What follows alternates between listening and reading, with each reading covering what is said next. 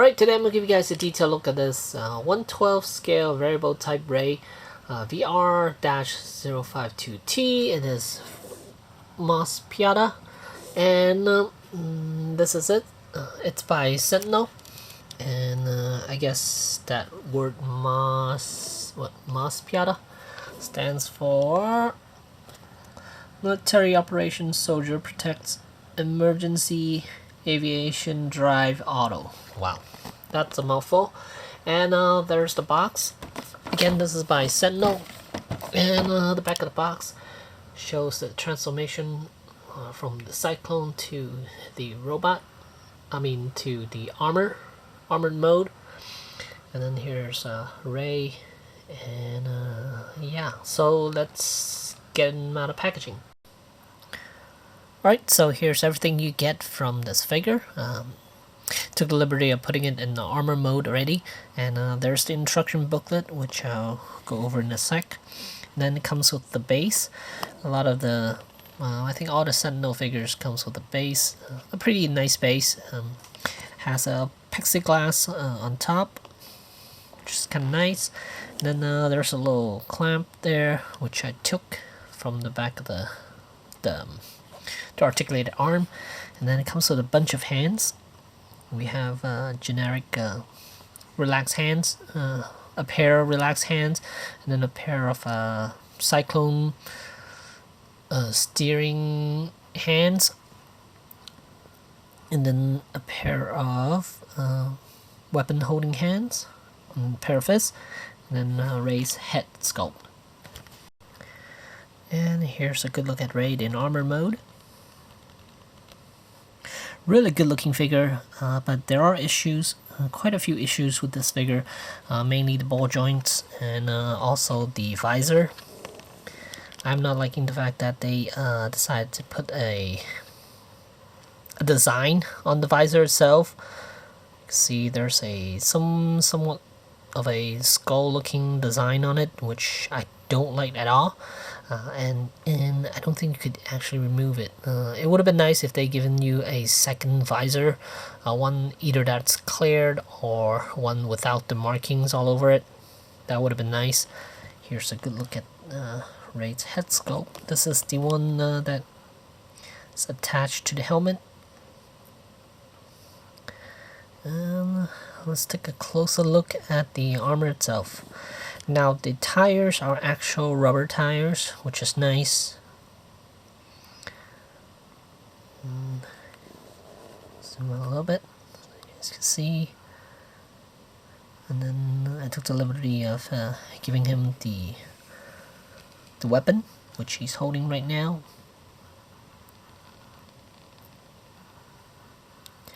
And once he is in this mode, he is very limited as far as movement, mainly because of the armor itself, because there are a lot of hydraulics and also hinges, which parts of his armors are attached to, so it's kind of hard for him to move, like these gauntlets, one on each side. They are actually, they aren't removable pieces. They actually have hinges running all around. So it's kind of hard to give him full range of motion. Because you can see that that gauntlet is actually attached to a separate piece. And it's also attached to a hinge joint. And then it's attached to that ball joint right there. And it's also attached to the front of the bike section. So yeah. And then these side skirts, also these have actually quite a few joints there. It's attached to the back over here. Here, this piece, it's attached to this socket joint right there. And it's attached to this metal bar, which attaches to the bottom of the bike there. And then this side skirt piece is also attached to the knee joint. So yeah, it limits its mobility quite a bit. And here's the back side of the armor. And he is extremely top heavy because the bike is actually wrapped around his upper torso. The whole thing is pretty much his top half of his body, so he is gonna topple over if he's standing straight up. So for him to stand without the base, he's gonna have to be leaning forward quite a bit. So for him to stand like this, you're gonna have to use the base. And there's a peg hole on the bottom right there of the armor. You peg that onto the base, the articulated arm. And here I got him to put his arm out to shoot his weapon. There. Then head movement is fine because it's not hindered by the armor itself, because it does have quite a bit of clearance for the head to move up or down, left and right. Nothing around the waist because of this central piece there, which the bike lines up to, so he's not going to have any waist movement whatsoever. And then the hips are on a ball hinge joint, and it is limited by the side skirts here because they are attached to the knee joint. So yeah, it's quite limited. And then knees could bend, I think over 90 degrees in this mode. And actually, he could bend way over 90 degrees, and it's not limited at all, but it is hindered. If you want his legs to move outward, then might have a little bit of an issue, but overall you can still move his legs quite a bit. And the hips, you can move forward about that much. You could raise his leg about that much. It's quite alright. And the ankles, they are on a swivel joint. It is limited due to some of the armor pieces that are on his ankles there. And there's an ankle rocker, so you can lay his feet nicely on the ground. And here's another look. He looks great standing like this. For most of the time, I'm gonna keep him standing like this. He does look absolutely gorgeous standing like this. Look at how good he looks.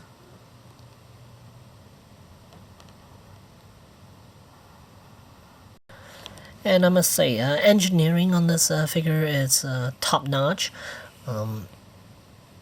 The fact that they're able to transform a full-on bike on to an armor that he could actually wear, it's quite astonishing.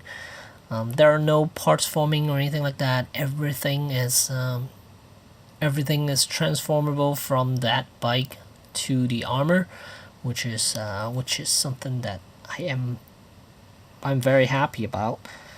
That there aren't any pieces that are that you might end up losing if you aren't careful, or parts that you need to put away for now while in this form or another form. But everything else, everything goes on him, which is nice, and I am very, very happy with this figure. Alright, so I'm not going to show you the full-on transformation, just want to show you guys the amazing engineering of this figure here. You can see here, these are the side skirts. These are the side skirts right there, and you can see they're all hinged together nicely, which gets attached to the legs. And then here's the rest of the armor, and this canteen, this canister, this gas tank goes onto his backside, which wraps around the whole body. And here's a nice side view of it. And these headlights right here are the shoulder pads. And this whole piece, this is basically the chest piece that goes over, and then this gas tank is supposed to go over this piece right here. Zoom out a little bit. And then these are the gauntlets that I was telling you about. Let's attach to pistons right here, which also attach to this articulated arm, which also attaches to the chest piece. So there's a lot of things going on with this armor here. And it's very, very well done. And then the next step of the transformation would be pulling that whole armor piece assembly up over his head. I find it easier to just remove the helmet head or the regular head before you put the armor on, because you don't want to scratch that helmet at all. So this way you won't have to worry about that.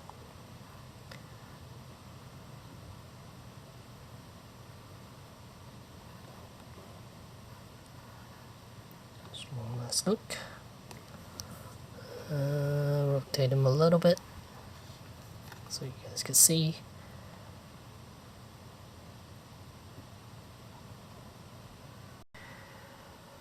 Alright, here I got Ray on a cyclone, and transforming backward is not as hard as turning the bike into armor.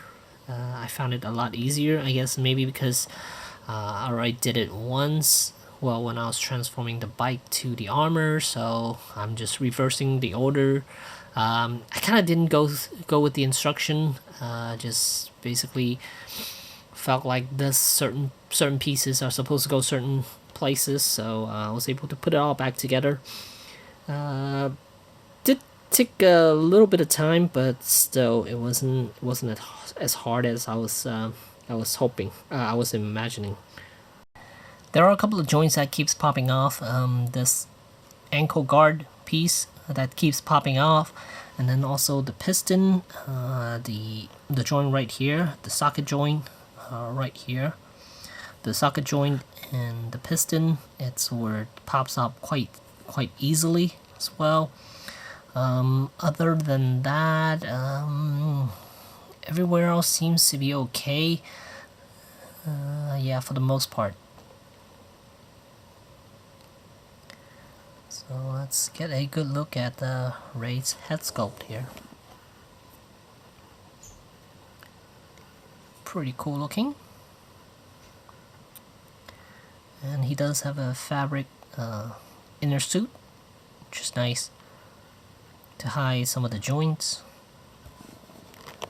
Zoom back out so you guys can see the bike.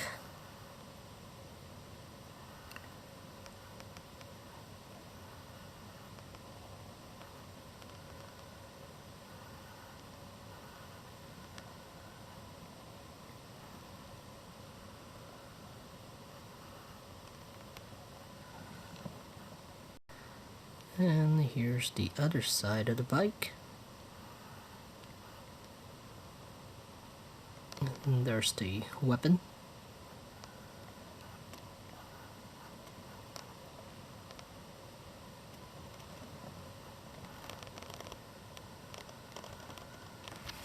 And here the front section doesn't clamp together perfectly. There's a gap right here. And here's the back side.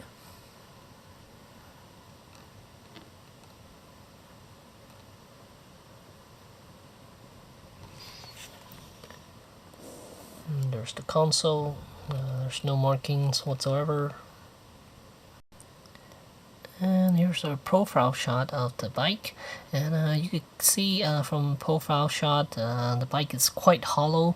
You can see a lot of gaps in between, especially the engine section. There's quite a bit of gaps throughout this bike here.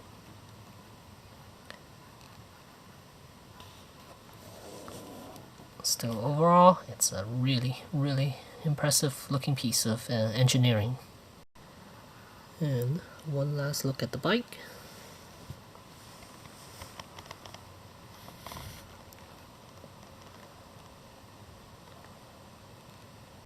And here's a size comparison. He will fit in with your Marvel Legends and your Black Series perfectly, because he is about 6 inches in height. He's a 1/12 scale figure.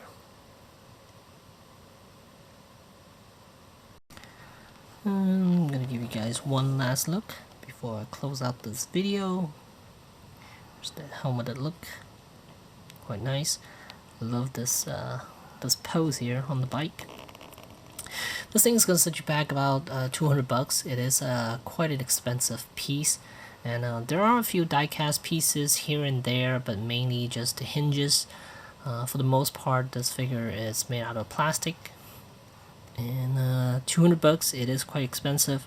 They made 2 figures so far, Ray and Stick. Those are the only 2 that are out. I'm not sure whether they're making any more. From the looks of it, they might not. Not sure, but yeah, still waiting for Stick. Got it from Stick. I got it from BBTS. Ray actually came after, but I got Ray straight from Japan, so I was able to get this before Stick, which is quite strange. I'm not sure why. But whether we see any more of these figures, I'm not sure. Most likely we won't. These 2 might be it. Still, overall, I do recommend these things, but you gotta be very gentle with these things, because a lot of those ball and socket joints, they do tend to pop off quite easily. So there you have it. Thanks for watching. Oh, and I forgot to show you guys the instruction. I do want to show you guys at least this page here shows the range of motion and all that. Here you can see the joints that are covered up by the cloth. You can clearly see what type of joints this figure has, and you can see the shoulder pad it could pop off using a ball joint, then ball and shoulder, and then you can raise the arm quite high, full range of motion, then bicep joint as well. And then that's for the hips, ball hinge joint. Could swing out about that far, and then 90 degrees, and then over 90 degrees bent. So yeah, range of motion, this thing is quite good.